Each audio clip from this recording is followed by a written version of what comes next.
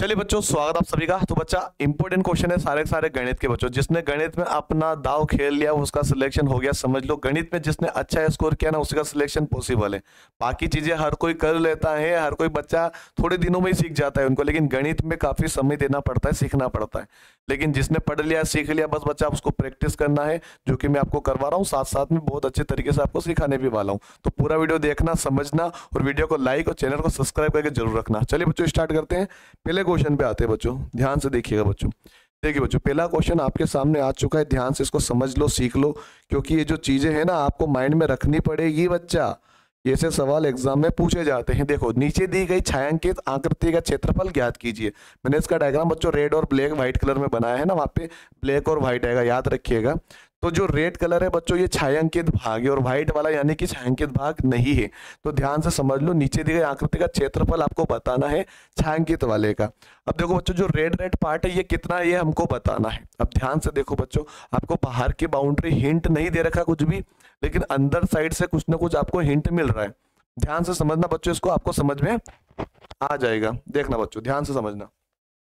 यहाँ पे लिखा हुआ 3 सेंटीमीटर, 2 सेंटीमीटर और 3 सेंटीमीटर। 3 और 2 5 और 3 8, मतलब ये ऊपर वाली जो लाइन है बच्चों वो 8 सेंटीमीटर है पूरी की पूरी। इधर देखो बच्चों, ये 3 है और इधर ये 5 है। 3 और 3 6 है ना, ये 3 और 3 6 हो चुका है। अब यहाँ पे देखो बच्चों, यहाँ से लगाकर यहाँ तक 5 है, यानी ये जो हिस्सा यहाँ से यहाँ तक 5 होगा। समझ रहे हो मेरी बात? यहाँ से यहाँ तक 5 है अगर, तो यहाँ से यहाँ भी 5 होगा, तो 3 तो ये रह गया, मतलब ये 2 सेंटीमीटर होगा। क्या ये बच्चों 2 सेंटीमीटर होगा? रेड वाला पार्टीशन इतना इतना। बात क्लियर है? ठीक है, यानी हमको पता चल गया कि इधर का भी 8 हो गया, 3 और 2 5 और 3 8, इधर का भी 8 हो गया। यानी पूरा हमको पता चल गया कि ये 8 और 8 है, मतलब कि ये कौन सा चित्र हुआ? ये एक वर्ग वाला चित्र हुआ। और वर्ग का क्षेत्रफल क्या होता है? भुजा गुणित भुजा होता है। वर्ग का क्षेत्रफल क्या होता है? भुजा गुणित भुजा। वर्ग का क्षेत्रफल क्या होता है बच्चों? भुजा गुणित भुजा, यही होता है बच्चों। भुजा गुणित भुजा, फिर भुजा की घात 2 लिख दो। भुजा कितनी दे रखी है? 8 × 8, 8 ऊँटी कितना हो जाए बच्चों? 64। अब ये 64 निकल के आया बच्चों अपने पास, 64 सेंटीमीटर स्क्वायर। ये क्या चीज है? ये पूरे बॉक्स का आ गया ना। अपनों ने तो 8 और 8 ये पूरी लाइन ले ली, पर हमको तो रेड वाला बताना है। केवल क्या बताना है बच्चों? रेड वाला बताना। अब समझना बच्चों, ध्यान से फोकस लगाना। यहाँ पे 8 और 8 के हिसाब से हमने पूरे बॉक्स का निकाल लिया, क्योंकि ये भी 8 था पूरा और ये भी 8 था। तो भुजा गुणित भुजा करते पूरे वर्ग का क्षेत्रफल हमने निकाल लिया। अब हमको लाल वाला चाहिए, तो ये वाला पार्ट और ये वाला पार्ट और ये वाला पार्ट हमको हटाना पड़ेगा। तो बच्चों तीनों बॉक्स बराबर है, 3 3 लिखा है, मतलब समझ जाना ये सब बराबर ही रहते हैं। देख लो 3, ये भी 3 है, ये 3 है बच्चों, ये 3 है, तो बच्चों ये भी 3 रहेगा। ये 3 है बच्चों, ये भी 3 रहेगा। ये 3 है तो ये भी 3 रहेगा, है ना। अब ध्यान से समझ लो बच्चों, अगर ये 3 है और ये 3 है तो इसका क्षेत्रफल कितना होगा? ध्यान से समझना, है ना। वर्ग का क्षेत्रफल निकालना मतलब भुजा गुणित भुजा, तो इसका हो जाएगा 3 का गुणा 3 में करो 3 तिया 9, इसमें 3 का गुणा 3 में करो 3 तिया 9, होगा कि नहीं होगा? और इसमें भी 3 का गुणा 3 में करो 3 तिया 9, यानी 9 9 18 9 तिया 27 जो है हमको हटाना पड़ेगा, क्योंकि पूरे बॉक्स का था 64, लेकिन 9 9 9 ये हमको नहीं चाहिए, क्योंकि ये व्हाइट वाला पार्ट है, ये छायांकित भाग नहीं है, ये रेड वाला छायांकित भाग अपन ने माना है। तो ये हो गया 27, यहाँ पे ये हटा देते थे, इसमें माइनस कर देते। इसको बनाएंगे बच्चों 5, ये बन जाएगा 14, 14 में से 7 गया तो 7 बचेगा, 5 में से 2 गया तो 3 बचेगा। हमारा आंसर आएगा बच्चों 37। कौन सा आएगा बच्चों? 37, यानी ऑप्शन नंबर बी वाला जो रहेगा बच्चों वही हमारा सही आंसर यहाँ पे बन रहा है। ठीक है, छायांकित भाग कौन सा? रेड वाला, वहां पे ब्लैक कलर में आएगा और व्हाइट कलर में आएगा। ठीक है, क्योंकि अपने पास सुविधा थी तो रेड कलर मैंने बना लिया, क्योंकि आपको अच्छे से और समझा पाऊं। ठीक है बच्चों, चलिए आगे बढ़ते हैं, अगले क्वेश्चन पे आते हैं। चलिए बच्चों, अगला सवाल क्या कह रहा है? निम्नलिखित में से कौन सा कथन सही है? निम्नलिखित में से कौन सा कथन सही है? यहाँ पे पहला ऑप्शन दिया गया, प्रत्येक अभाज्य संख्या विषम होती है ना। Every prime number is odd number, है ना, यहाँ पे बोला गया है। प्रत्येक सम संख्या भाज्य होती है। Every even number is composite number, है ना। The sum of the two odd number is always even, यानी कि दो विषम संख्याओं का योग सदैव क्या होता है? सम होता है। दो सम संख्याओं का योग कभी कभी विषम भी होता है।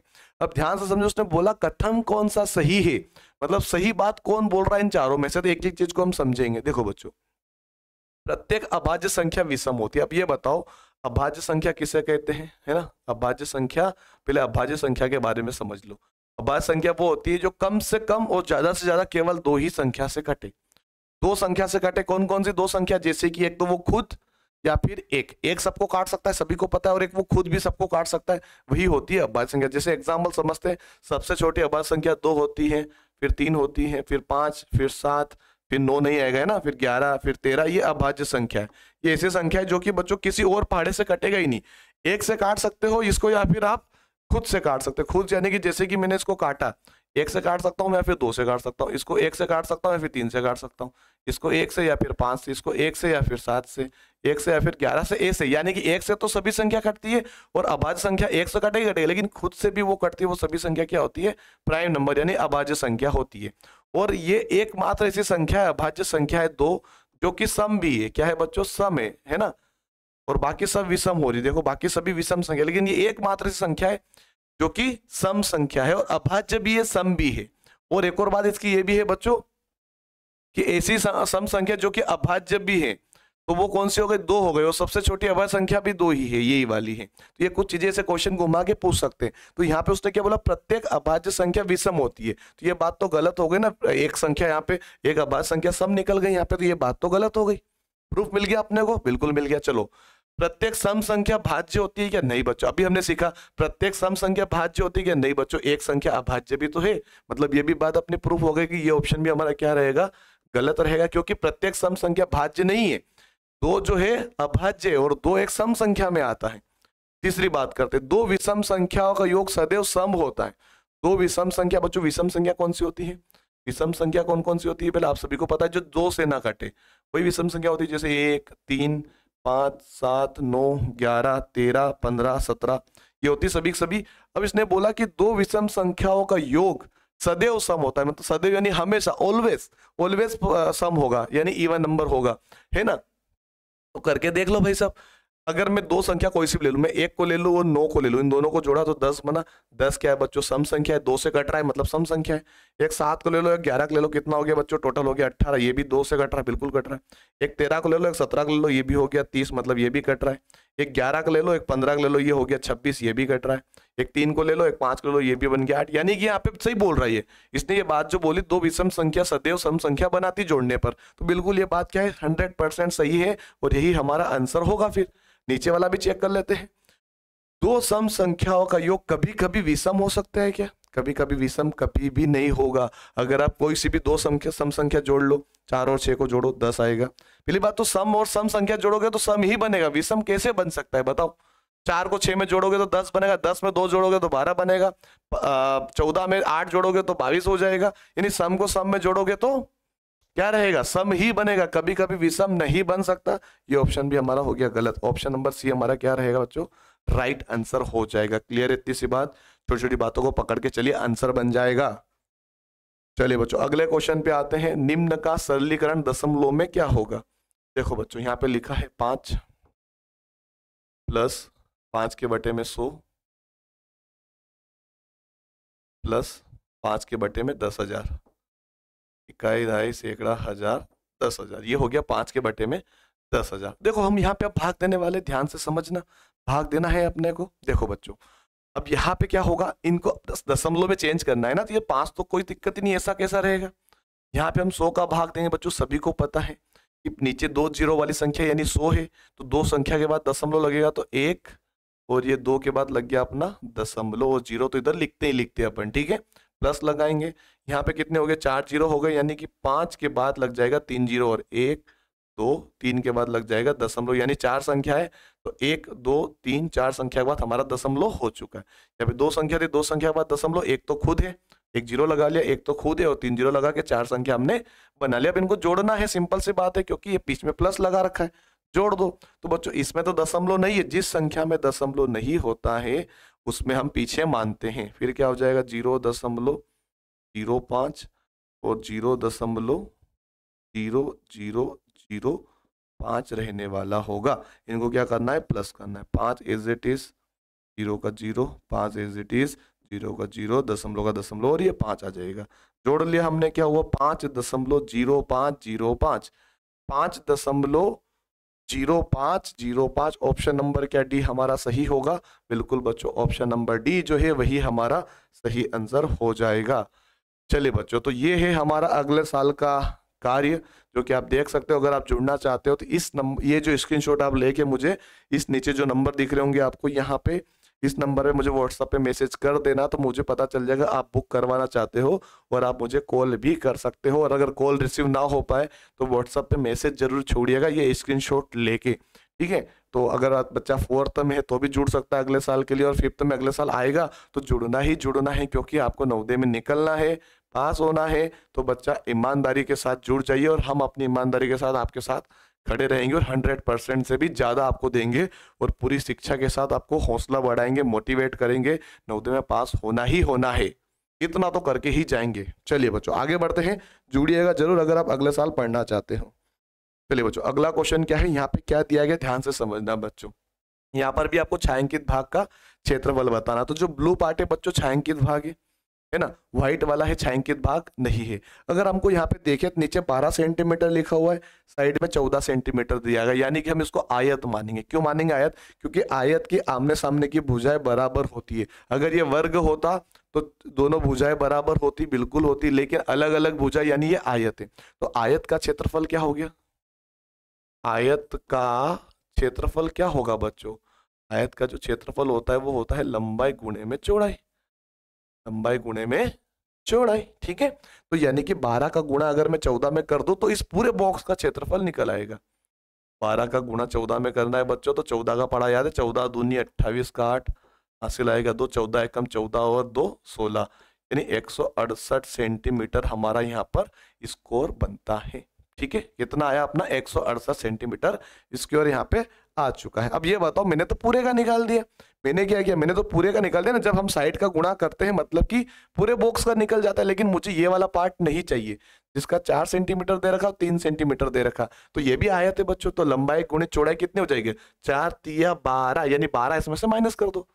12 इसमें से क्या करोगे बच्चों? माइनस कर दो। कितना बचेगा? 8 में से 2 गया तो 6 बचेगा, 6 में से 1 गया तो 5 बचेगा। यहाँ पे क्या है बच्चों? 1 है, 1 लिख दो।